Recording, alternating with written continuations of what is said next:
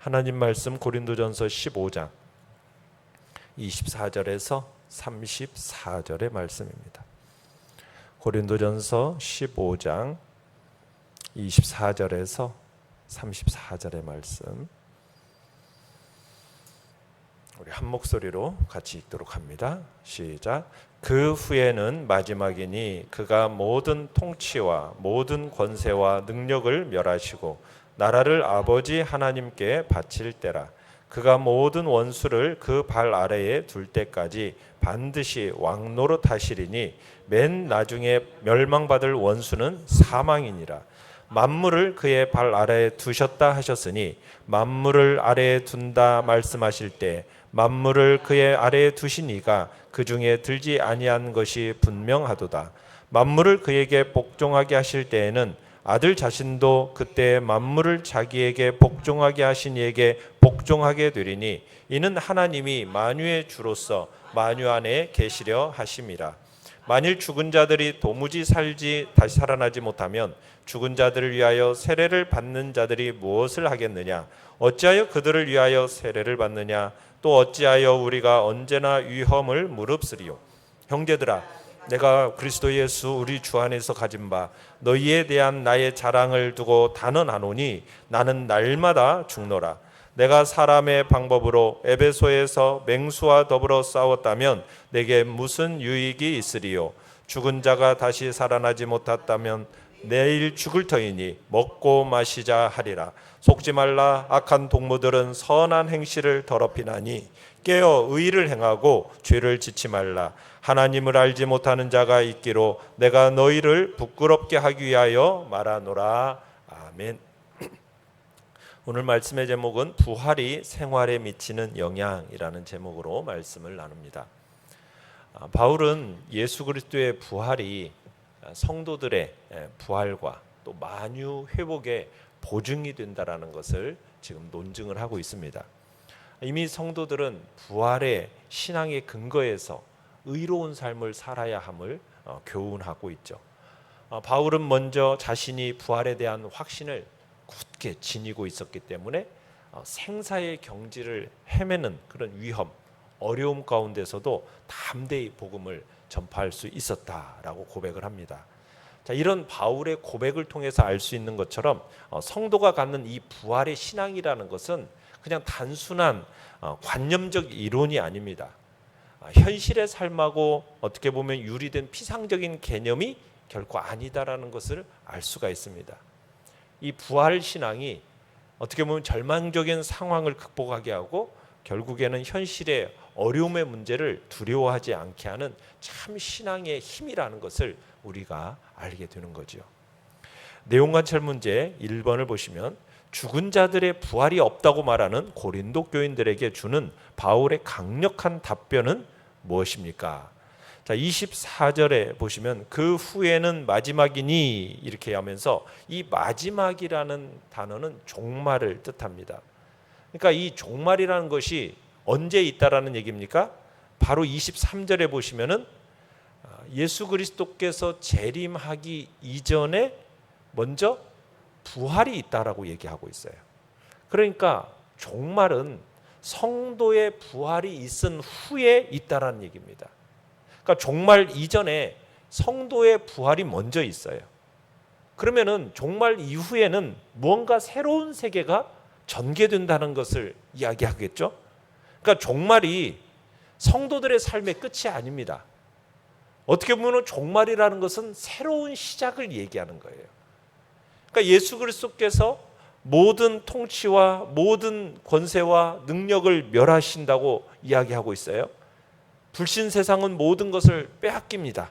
결국에는 말 그대로 불신 세상은 다 망해버리는 거예요.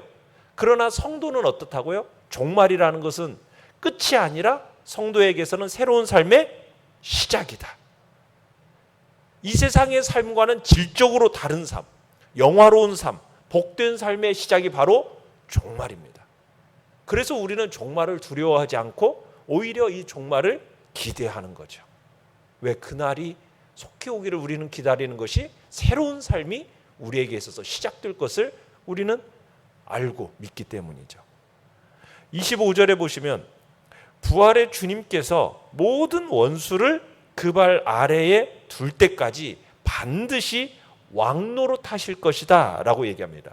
자, 모든 원수를 그 발 아래 두시는 날이 반드시 온다라는 거예요. 부활과 승천에 이은 재림의 그날까지 성도와 예수님, 또 세상과 예수님 사이에는 어떤 관계가 있느냐? 그때까지 예수님은 하나님의 우편에 앉아 계시는데 그냥 우편에 앉으셔가지고 그냥 당신의 일을 놓고 아무 일도 안 하고 그냥 가만히 계시는 분이 아닙니다. 뭐 하고 계신다고요? 반드시 뭐 하신다? 왕노릇을 하신다라고 얘기했어요. 여러분, 왕노릇이라는 게 뭐예요? 통치한다라는 말이에요. 통치한다. 부활하고 승천하신 예수님은 이 세상의 역사와 성도의 삶에 그냥 단순한 방관자로서 계시는 것이 아니라 성도의 삶에서 온 인류에 돌아가는 우리의 모든 것들을 우리 예수 그리스도께서 통치하고 계신다. 간섭하고 계신다. 당신의 주도로 이끌어가고 계신다. 지금 그 이야기를 하고 있는 겁니다. 그러면서 26절에 뭐라고 얘기했냐? 사도 바울이 맨 나중에 멸망받을 원수는 뭐다? 사망이다 라고 했어요. 사망이다. 그러니까 바울은요, 이 사망이라는 것, 죽음이라는 것을 그냥 하나의 현상으로 말하고 있는 게 아니에요. 사망이라는 것은 그냥 단순히 생명이 끊어지는 현상, 이걸 말하는 게 아니라 지금 어떻게 보면 하나의 인격으로서 사망을 다루고 있습니다. 그러니까 성도를 포함한 모든 인류의 무시무시한 원수, 그게 뭐예요? 이 사망이라는 거예요. 생명을 다 집어삼키는 거예요. 이 사망이. 이 사망이요, 생명의 주인이 되신 예수님까지도 삼키려고 했었던 거잖아요. 그런 존재가 사망이에요. 이 사망이 맨 마지막까지 남아가지고 인생 위에 군림하는 최후의 원수가 바로 이 사망이라는 것입니다. 그런데 이 사망도 마침내 어떻게 될 거라고요? 멸망할 거라는 거예요. 맨 나중에 멸망받을 원수, 사망, 마지막에는 마침내 멸망당할 거라는 거예요. 그러면 마지막 때에 멸망당한 사망이 멸망당하고 우리는 어떻게 될 겁니까? 다시 살리심을 받을 거죠. 사망의 권세를 완전히 무력화시켜 버립니다. 끝내 사망은 어떻게 되느냐? 요한계시록에 가보면은 불과 유황못에 던져져 버립니다. 완전히 사망을 멸해 버리십니다. 더 이상 다시는 사망의 고통이 없게 만들어 버리신다는 거예요. 이제는 생명이 주관하는 나라가 도래하게 되는 거죠. 이제 그 나라를 우리는 기대하고 그 나라를 바라보며 살아가는 겁니다. 내용 관찰 문제 2번입니다. 바울은 만약 죽은 자들의 부활이 없다면 당시 고린도 교인들의 관행이었던 죽은 자들을 위한 세례나 복음을 위해 위험을 무릅쓰는 일도 없을 것이다 라고 말합니다. 부활이 없다면 우리의 삶은 어떤 모습일까요?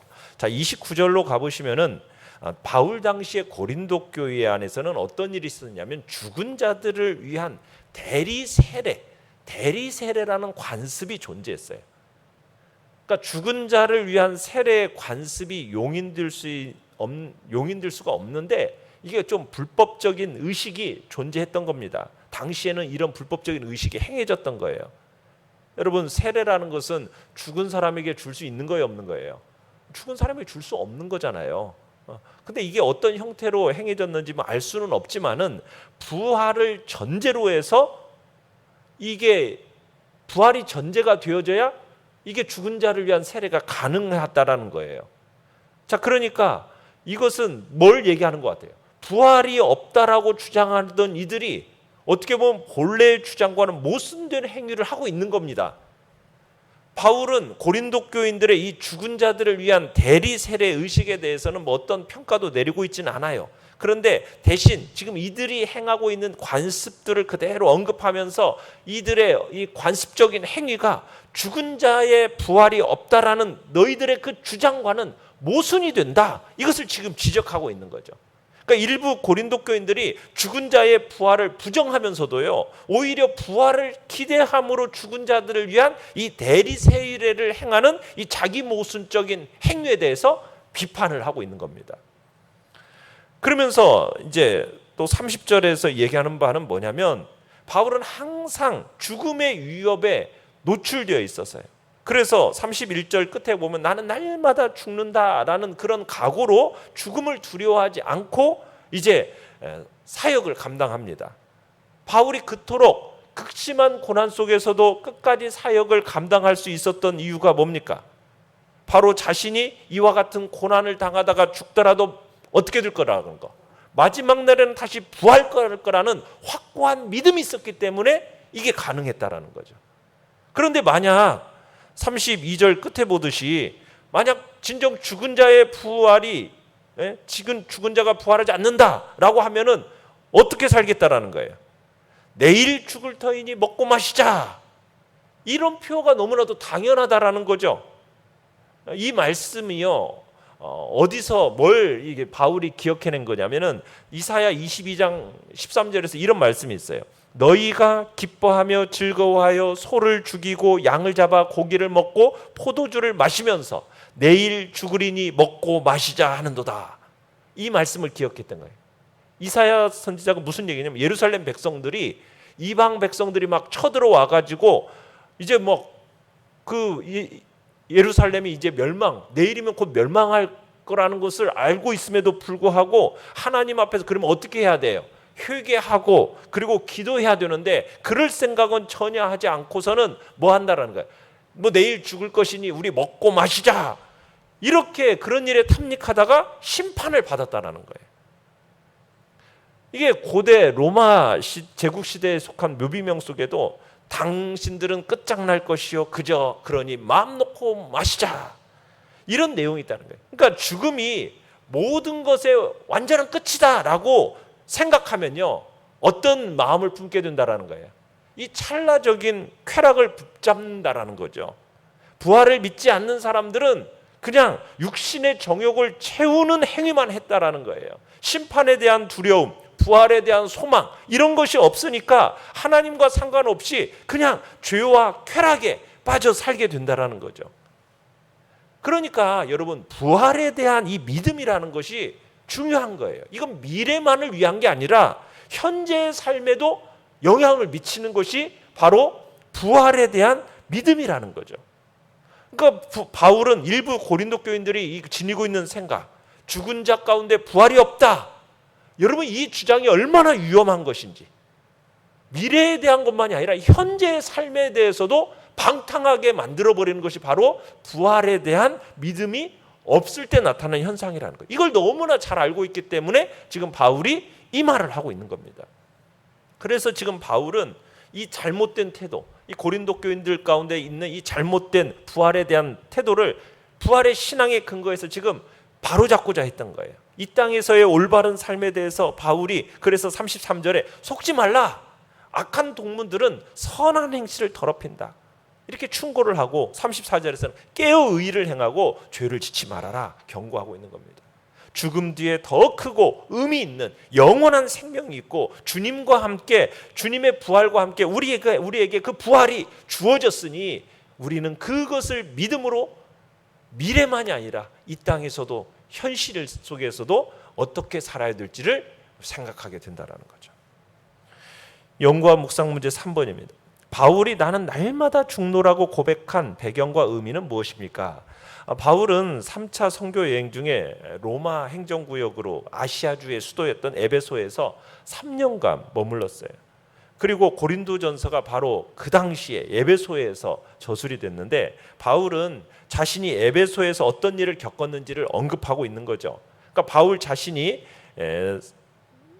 32절에 보면은 에베소에서 맹수와 더불어 싸웠다면, 어떻게 보면은 정말 바울 자신이 아시아에서 겪었던 일이 정말 그야말로 매우 심각한 위험을 겪어가지고 마치 사형 선고를 받아 살 소망이 끊어진 사람처럼 되었다라는 것을 지금 얘기하고 있는 겁니다. 그러면서 바울은 자신이 부활의 믿음을 갖고 있기 때문에 나는 날마다 죽는다라는 고백을 하고 있어요. 그러니까 여기서 날마다 죽는다라는 것은 날마다 예수의 죽음을 자신의 몸에 짊어지고 그리스도의 남은 고난을 자신의 육체에 채운다라는 그런 의미예요. 이게 이제 바울 자신이 계속적인 위험에 노출되어 있음에도 불구하고 또 늘 죽음의 한계선상에서 머물러 있음에도 계속 씨름하고 있다라는 것을 지금 전달해 주는 겁니다. 어떻게 보면은 에베소에서 맹수와 싸우는 것 같은, 매일 죽음의 고비를 넘기면서도 내가 신앙을 지켜냈다, 지금 그 얘기를 하고 있는 거예요. 매일 맞서는 이 죽음의 고비 앞에서 신앙을 지킬 수 있었던 이유가 뭐라는 거예요? 부활에 대한 확신이 있었기 때문에 이게 가능했다라는 거죠. 부활이 없다라면 굳이 내가 죽음과 같은 이런 위험을 무릅쓸 필요가 있었겠느냐는 거예요. 부활에 대한 확신을 이야기하면서 지금 바로 나는 날마다 죽지만 나는 죽음을 두려워하지 않고 고난을 두려워하지 않고 나는 믿음으로 이렇게 전진하며 살았던 거다. 지금 그 얘기를 하는 겁니다.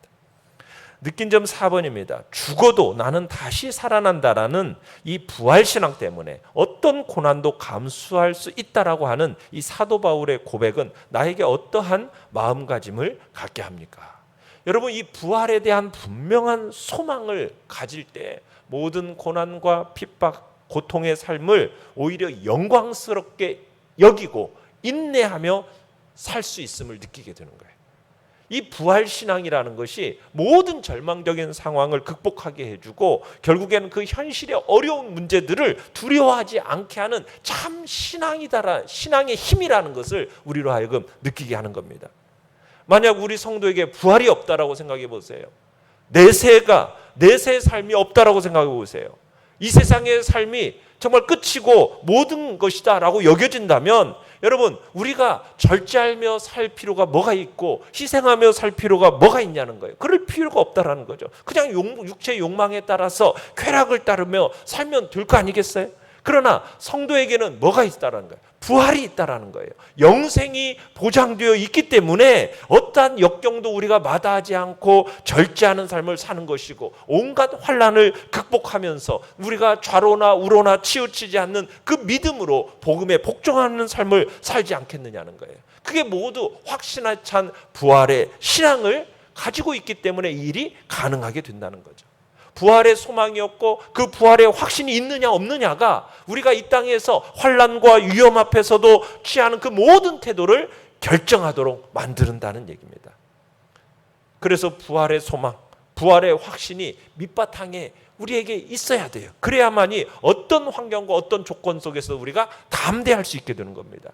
그러므로 지금 부활의 소망이 있는지 우리 자신들을 다시 한번 확인해내면서 부활에 대한 그 확신이 내 삶과 내 신앙의 분명한 바탕이 될 수 있도록 우리가 해야 할 것입니다. 결단과 적용 5번입니다. 죽음이 끝이라고 하는 주장은 선한 행실을 오염시킵니다.